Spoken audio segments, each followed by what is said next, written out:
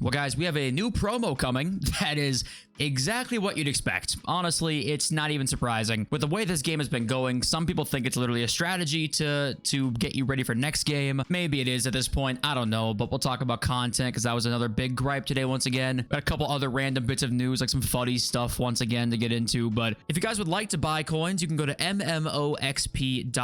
There will be a link in the description down below. They are the cheapest and the safest option. You can use my code JFC at checkout for an 8% discount. Yeah, sorry for being late for one, and for two, I don't think I'll have a video tomorrow unless there's like some huge breaking news that I'll definitely try and make one, but I don't think I'll have time tomorrow. But thank you all for being here, of course. And the Cam Evo that came out today, you can use that SBC Cam Evo that gives the position into this new one and make a lot of really cool cards. Actually, this is my R9 I just made here. I've been waiting for an Evo to put this R9 into, and he looks very, very good. This one actually boosts his passing, so I'm glad I didn't put him in the other Evo. Got a 99 short pass, and I got him with these playstyles here. So random side note, but pretty excited about that. Now, also, I mean, do we want to talk about the friendlies that came out today? Because we did get those evolutions that we thought we might get either today or in the new season, and it's max 94, and also you can't see it here, but it's max 3 playstyle pluses. So I believe the incisive pass plus one for sure. This one here, I think it's the same way for the other ones. It might be a glitch right now, but I believe this only gives a 3rd playstyle plus and does not give a 4th. I believe that's the case right now. It doesn't give a 4th playstyle plus. I think that's the same way with the quick step and pinged one. I don't know for certain, but I know for sure the incisive pass one. We'll see if it's a bug or not, but right now people cannot put a 4th playstyle plus on cards, even if they're 94 overall. So one of those things again, like, I want to know who is putting this content out thinking that this is going to be really, really good. I think that it's always good to a certain extent to have these Evos when you can make some evolutions out of them. A better way to say that, I guess, is put that incisive pass plus on my R9, then he goes into another Evo, right? So you're gonna have to like chain it in that way, but I don't understand this max 94 stuff. We have one in the season pass right now, it's max 96. Yet we're still at max 94 with 3 playstyle pluses. In July, we had an Evo with 3 playstyle pluses in January. Like, you wonder what's happening right now. That's what's happening to me, is the power curve just didn't have a great plan, and it's unfortunate, but I know we've talked about it a million times now, but when we go into other stuff too, like the rush objectives, like 3x82, 3x83, I guess, what do they expect? And seeing some of the news we got today had people kind of in a frenzy, like, see, this is exactly what we all thought. And at this point, I'll believe anything really about this next game, because I'm just continually kind of at a loss for words as some of the content really. And we got that Evo that came out today, the Cam Evo. Did that come out yesterday? I don't even remember anymore about the days. The Encore icon pick refreshed. It also has Team 3 icons in it. Okay, that was content. I know I'm being a little bit more negative today, but honestly, I'm just surprised. I'm just surprised more than anything about the seemingly lack of ideas, I guess, in the content. I mean, maybe that's me being harsh here, but I'm stunned all the time. There's not just a couple of different things here and there. We just don't really get that right now. And the news that we got as well today, you know, goes right along with all of this stuff. We have an early bird pre-order promo coming on the 25th of July. So yeah, apparently we might get a whole promo themed around pre-ordering FC26. So when we talked about how last year the biggest problem was people not transitioning to next year's game, right? That was the biggest problem EA had. Boy, are they trying their best right now to try and solve that, because the content, it feels very, very repetitive. And then also we have a whole promo coming out maybe to try and promote the pre-order, which I don't think we've ever seen before. Now, keep in mind here, FC25 Leaks, I believe, isn't the most reputable. He's gotten some things wrong in the past. I believe this is the guy. I think he's gotten some stuff wrong in the past. This is kind of one of those things that I don't see why you'd make this up. A lot of the guys try and make things up, like, for example, the exchanges, right? There are a lot of people making things up about that, and just some other things like that that drive engagement. But this kind of isn't that, so I'm not really sure. I would tend to believe this, that we're going to get an early bird pre-order promo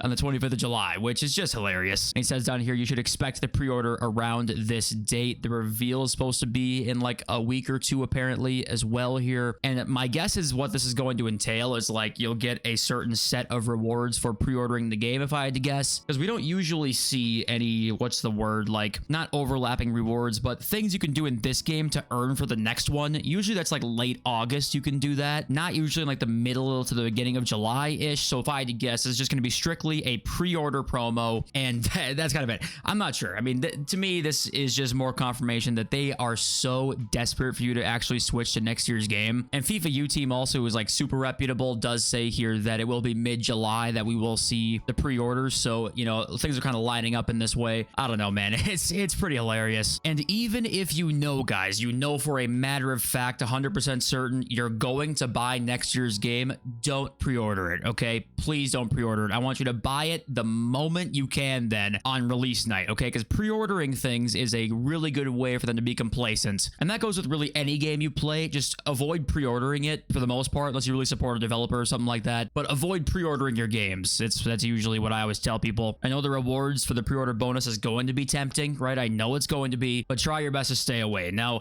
also here with these evolutions that we got leaked, most of these came out, but the Load Driven Plus one did not come out. And same with Anticipate Plus, so maybe that'll come in the season pass. Maybe that'll be an objective in the next day or two. We'll have to wait and see. But these two we saw, so my guess is it'll be like when the other one expires, we'd see these two, but I have no idea. So just be aware of that. We saw the Cam and Rolls Plus one today as well. But I don't know, man. Going back to the pre-order promo, like, what do you guys think? I mean, this summer FIFA easily to me is the worst we've seen. And I know it doesn't mean it's like all horrible. Everything's been bad, but I think this is the least inspiring summer FIFA we've had. Hopefully futties can save that. We said that about Tots. We said that about Shapeshifters though. And now we're saying it about futties. You'd hope for futties, because we're later on in the year, they'd go even more all out here. But I'm stunned how much we've seemingly regressed, even from last year, which wasn't like crazy for summer content. I don't know. It's very surprising, and it makes you think it's a strategy. But here we go. Futties icons. They're going to be a thing again, and we have their designs. This is the official design here. We got Ruud Gullit and Gareth Bale, and it looks great, right? The designs for futties and futties icons look very good. The Bale and Gullit is not leaked there. We have no futties leaks as of yet. I'm sure we'll get those here in just the coming days. But yeah, I want to sit here and say futties, you know, has to be better. I think it does have to be, in terms of like a best of in packs just immediately makes things better than what we've had. Like, you don't have to do much. You can be pretty lazy with it and it just will be still better. So that's kind of my only hope here personally. I'm not sure. Hopefully we get that best of on this Friday, and we'll see what the season looks like on the Wednesday night into Thursday. But also, okay, Fraud Zone. We know Fraud Zone. Okay, there is this bit of news here. He has had a couple of things right recently, so I'm not sure if maybe he's just throwing shit at the wall until it sticks, and he's gotten a couple right. But he had a couple things right about the FC26 stuff, so you know, we're gonna wait and see here. But he does tweet this out: if you leave multiple games in a row in FC26 Ultimate Team, you will get a penalty. This gives you a certain timer for, e.g., 15 minutes. You can't queue it for a game for 15 minutes. So this has already been rumored that we'll have a queue, but he says here that it's going to be backing out of multiple games in a row. So people thought it might be just quitting one game, like any FUT Champs game you quit, you get a penalty for, or something like that. But it looks like he says multiple games in a row. What does that entail? Does that mean 2? Does that mean 5? You know, like, what does that exactly mean? Hard to say. I don't love this. You know, I think the only way that this ends up being okay is if, yeah, it's like 5 games or 10 games in a row you try and quit out of. If for some reason, I guess, what would that even be? What would you even be doing for that to happen? I'm not even sure. But I guess the only thing this seemingly does really is try and incentivize nil-nil quitting to stop, because if you quit a game too many times in a row, you'll get suspended. But at the same time, most people, when they nil-nil quit, they do it once in a blue moon and they'll just do it.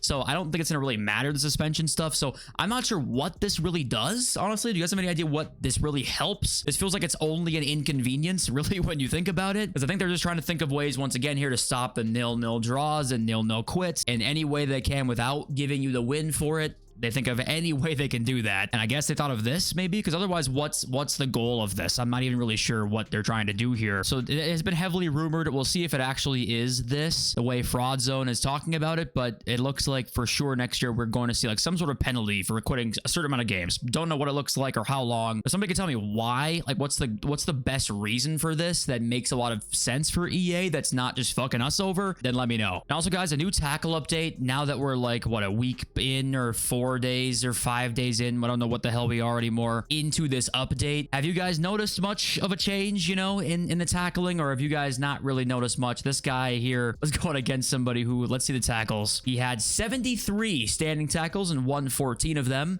So this guy apparently was still able to spam them to a pretty high degree there. I don't know. I think I can tell it's like slightly, the cooldown period is slightly longer, but you still can kind of tackle spam it, really. It probably didn't stop people from like having it be a viable strategy. It just became a little bit more difficult, which I guess is something, but it's, at least to me, seems like it's still possible for sure. But I don't know, if you were a tackle spammer, have you noticed anything that has changed since the last update? And also learn how to defend, please. I say that, but like EA don't punish you, so maybe I'm actually the fucking idiot here, right? Maybe it's my fault. But also the women's Path to Glory cards, people forget they're upgradable and they're getting upgrades. Nobody seems to care, but there's a lot of cards getting upgrades right now. And if you want to go look at like FUTGG as a tracker, FIFA U Team as a tracker, a ton of different places have a tracker, and there's a lot of upgrades coming. But I can't even tell you them. No one really seems to give a shit. And the market now, what I do want to say is, because content has been so rough, I think if Futties comes out, has really good content, the cards are good. I don't even mean really good content. I mean just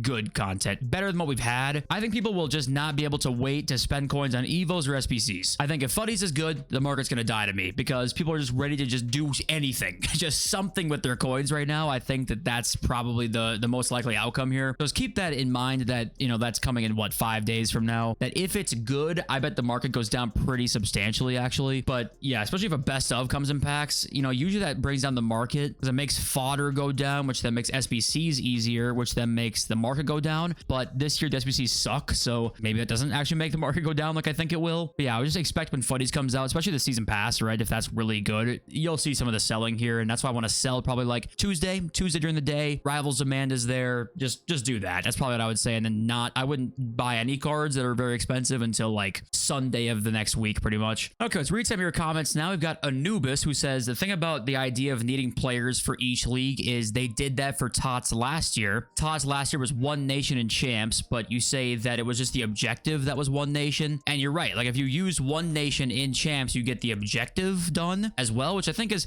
something unique and interesting, right? Gives you more rewards if you do it with just the one nation. Just anything like a little different like that, to me, would have been really cool to see. And I think what my copium here, right? This is just my copium with a new game mode next year, is like having a lot of that, just some sort of variety on a consistent basis, will be so huge for the game to me. Of course, gameplay has to be half decent, has to be playable, but at the same time, I think just that variety people have been missing for years now, of like, hey, change your team, and you have like incentives to change your team, whereas now your incentive to change your team is just to make it better. That's the only thing, really. But having different teams earn like better rewards and stuff like that just makes way more sense, because then you actually have the uses for all these other cards you add in the game, and it only really helps, right? When you think about it, it just increases demand in all different areas. The best cards still stay the best cards, and they're still super expensive. You're not gonna have R9 be 1,000,000 coins now. It's like they're gonna still be the exact same price. You're just gonna have pack pulls meme more, plus there's more demand in the market. Like, it just creates more, and there hasn't been any of that this year because they don't really have a game mode to do it in. They kind of did that last year, like you said, with the objective and champs, but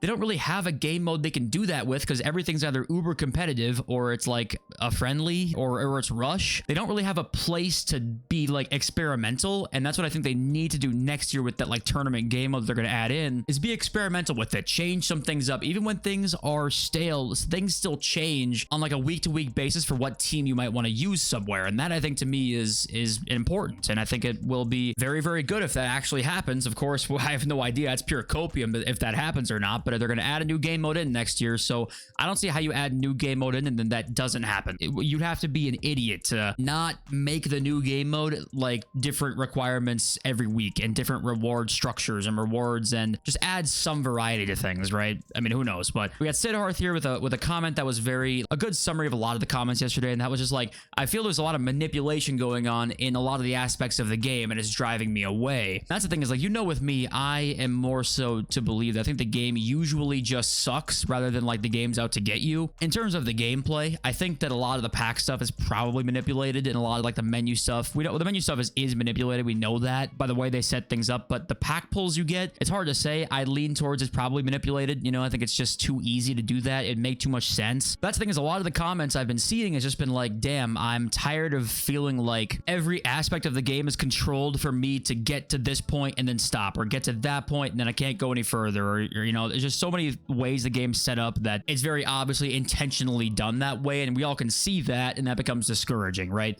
And I know I've been very negative in this video. I mean, there are ways to have fun in FIFA, right? There's ways in any game you can go out there and make your own fun out of. To me, it's disappointing seeing EA's not really putting in that effort that you would hope. You know, if they're putting in effort and it was still not my favorite, that's one thing, but this feels very phoned in for like the last 2.5 months, and that's where it's perplexing to me. And that's where now seeing like a pre-order promo, I mean, it all makes sense, right? If it really was to be a, man, I can't wait for next year's game, the end of this year was actually quite boring, they think that's a strategy for next year, that people are more inclined to go, or, you know, what is their strategy? I just wish we had some communication with them. I really do my best to try and understand what they're doing. I try not to be too negative. I try not to be over the top and hyperbolic with things. Of course, I'm not perfect with that, but if we had communication with them, it would help so much, but you don't deserve that because I don't think you deserve that. So that's where it's frustrating for someone like me who really does love a lot of aspects of this game, and they just seemingly are messing a lot of it up this year. I don't really think it's that difficult sometimes. But of course, let me know what you guys think, and thank you all for joining me here today. Appreciate you all so much. Love you all. Everyone, please.